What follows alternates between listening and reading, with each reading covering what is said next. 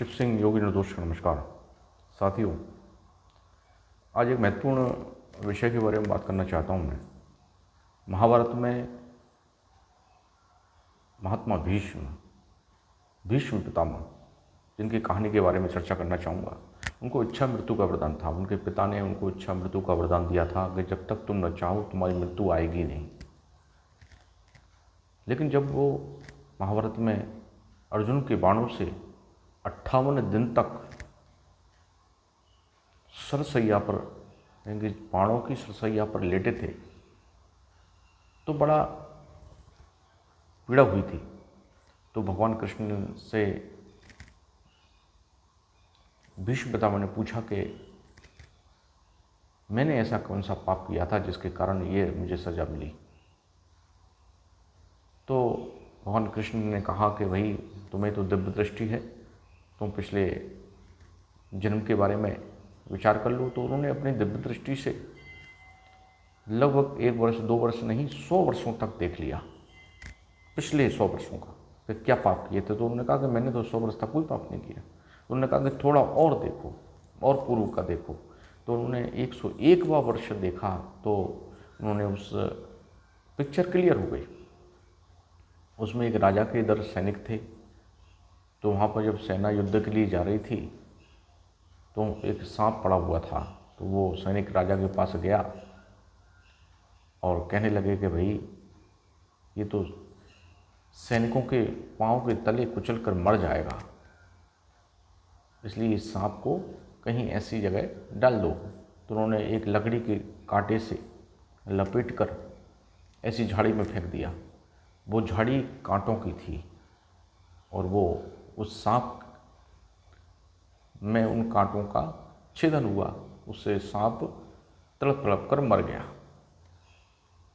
तो वो कहानी महात्मा भीष्म को, पितामह भीष्म को जानकारी मिली कि उस जन्म में मैंने ऐसा ही पाप किया था कि एक सांप को झाड़ी में डाला, वो झाड़ी कांटों वाली थी, जिसके कारण आज मुझे इन अर्जुन के बाणों के सरसैया पर लेटने का, या सरसैया की जो बाणों की पीड़ा है वो सहन करनी पड़ रही है।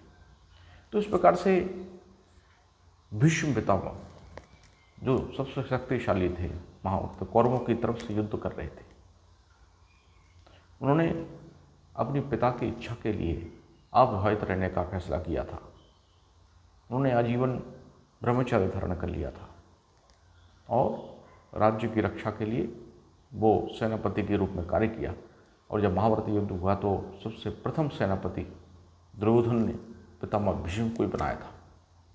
लेकिन जब परिस्थितियाँ ऐसी बनी कि अर्जुन ने अपने बाणों से, चूँकि भीष्म पितामह को ये वरदान था कि उनकी इच्छा के बगैर मृत्यु नहीं आ सकती, लेकिन भगवान कृष्ण ने युधिष्ठिर से कहा कि तुम ही उनसे ही जान लो कि उनकी मृत्यु कैसे आएगी।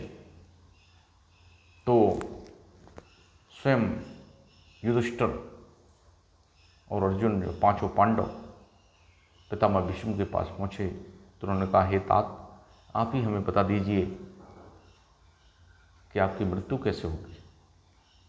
तो पितामह भीष्म ने कहा था, युद्ध के समय यदि कोई स्त्री मेरे सामने आएगी तो मैं शस्त्र नहीं उठाऊंगा।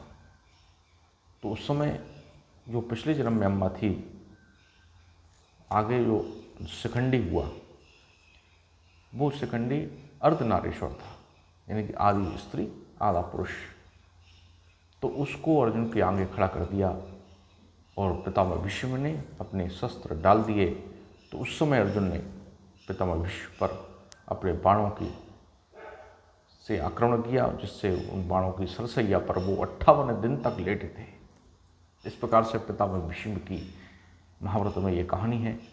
निश्चित रूप से महाभारत के इस महानतम युद्ध में पितामह भीष्म एक सर्वोपरि श्रेष्ठ योद्धा थे, लेकिन उनको भी अपने कर्मों का फल भोगना पड़ा था।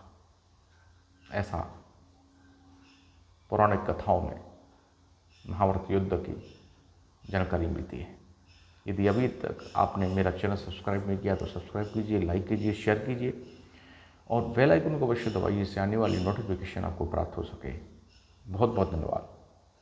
जय श्री राधे कृष्ण।